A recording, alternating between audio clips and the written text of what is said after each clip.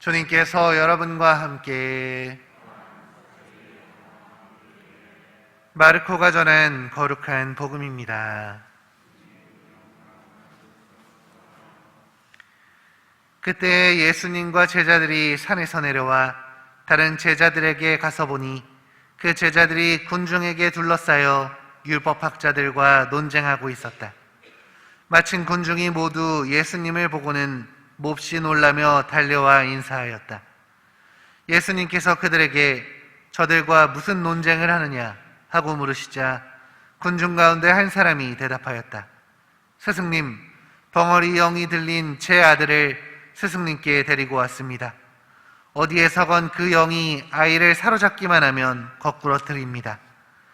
그러면 아이는 거품을 흘리고 이를 갈며 몸이 뻣뻣해집니다. 그래서 스승님의 제자들에게 저 영을 쫓아내달라고 하였지만 그들은 쫓아내지 못하였습니다. 그러자 예수님께서 믿음 없는 세대야, 내가 언제까지 너희 곁에 있어야 하느냐? 내가 언제까지 너희를 참아주어야 한다는 말이냐? 아이를 내게 데려오너라 하고 그들에게 이르셨다. 그래서 사람들이 아이를 예수님께 데려왔다. 그 영은 예수님을 보자 곧바로 아이를 뒤흔들어 댔다. 아이는 땅에 쓰러져 거품을 흘리며 뒹굴었다.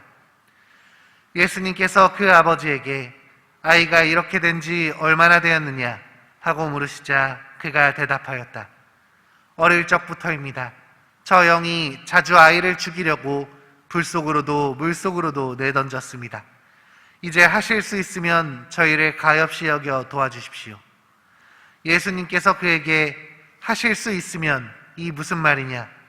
믿는 이에게는 모든 것이 가능하다 하고 말씀하시자 아이 아버지가 곧바로 저는 믿습니다. 믿음이 없는 저를 도와주십시오 하고 외쳤다. 예수님께서는 군중이 떼를 지어 달려드는 것을 보시고 더러운 영을 꾸짖으며 말씀하셨다. 벙어리 기머거리 영아, 내가 너에게 명령한다. 그 아이에게서 나가라. 그리고 다시는 그에게 들어가지 마라. 그러자 그 영이 소리를 지르며 아이를 마구 뒤흔들어 놓고 나가니 아이는 죽은 것처럼 되었다. 그래서 사람들이 모두 아이가 죽었구나 하였다. 그러나 예수님께서 아이의 손을 잡아 일으키시니 아이가 일어났다. 그 뒤에 예수님께서 집에 들어가셨을 때에 제자들이 그분께 따로 어째서 저희는 그 영을 쫓아내지 못했습니까? 하고 물었다. 예수님께서는 이렇게 대답하셨다. 그러한 것은 기도가 아니면 다른 어떤 방법으로도 나가게 할 수 없다. 주님의 말씀입니다.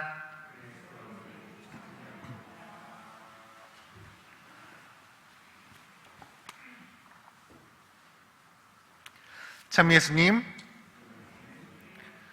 오늘 우리는 제자들은 쫓아내지 못했던 벙어리, 기머거리 영을 쫓아내시는 예수님의 이야기를 들었습니다. 저는 이 말씀에서 이제 하실 수 있으면 저희를 가엾이 여겨 도와주십시오 라는 아버지의 말에 하실 수 있으면이 무슨 말이냐? 믿는 이에게는 모든 것이 가능하다 하시는 예수님의 대답이 특별히 마음에 와닿았습니다. 그 중에서도 이 하실 수 있으면 하는 말은 아이의 아버지가 예수님의 치유에 확신을 가지지 못했다는 걸 여지없이 보여주는 장면이었죠. 예수님께 도와달라고 청하는 그 순간에도 아이의 아버지는 확신을 가지지 못하고 자신이 빠져나갈 구멍을 만들고 있었습니다. 나는 최선을 다했는데 예수님이 못 고쳐주신 거라고, 아니면 그분이 안 고쳐주신 거라고 생각할 수 있는 말이었죠. 저는 이 말씀을 들으면서 신학교에서의 경험들이 떠올랐습니다. 저희 신학교에서는 각 학년마다 영성지도 신부님이 따로 있어서 그분께 기도 면담도 하고 고해성사를 보기도 합니다. 항상 너그러우시고 자비로운 모습을 보여주시는 우리 신부님들이 고해성사 때 정말로 싫어하는 말이 있었습니다. 그건 바로 뭐뭐 한 것 같습니다 라는 말이었습니다. 제가 동기를 미워한 것 같습니다. 질투를 한 것 같습니다.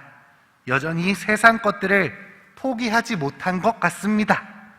신부님은 이렇게 뭐뭐 한 것 같습니다 라는 말들을 정말로 질색하셨습니다. 왜냐하면 이런 뭐뭐 한 것 같습니다 라는 말은 네가 책임을 피하고 싶어서 자신의 행동을 적당히 넘어가려는 마음에 의도적으로 애매하게 하는 말이라고 신부님들은 알려주셨죠. 뭐뭐 한 것 같습니다가 아니라 뭐뭐 했습니다 라고 분명하게 말하라고, 뭐뭐 한 것 같은 건 죄가 될 수 없다고, 고해할 때는 확실하게 네가 지은 죄가 무엇인지를 성찰하고 그 다음에 고해를 해야 한다고 저희에게 조언을 해주셨죠.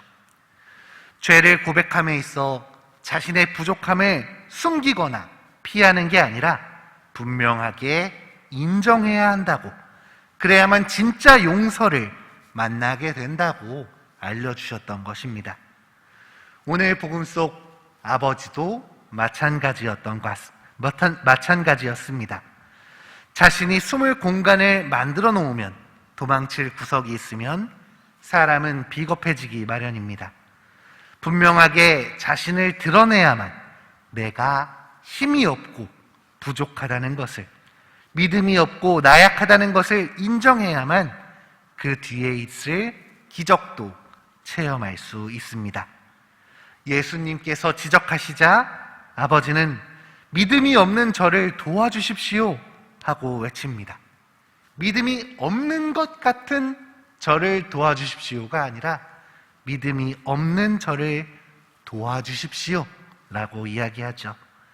자신의 처지를 온전히 드러내는, 그리고 완전히 주님께 의탁하는 그의 모습은 결국 아이의 치유를 불러일으켰습니다. 오늘 하루 우리도 자신을 숨기고 나의 부족함을 감추기보다, 빠져나갈 구멍들을 만들어 놓기보다 솔직하게 인정하고 주님께 도우심을 청할 수 있는 우리가 되었으면 좋겠습니다. 우리가 진짜 사랑을 만나기 위해서, 진짜 용서를 만나기 위해선 무엇보다 온전히 자신을 드러내야 함을 기억하는 이번 한 주 보내시기를 기도하겠습니다.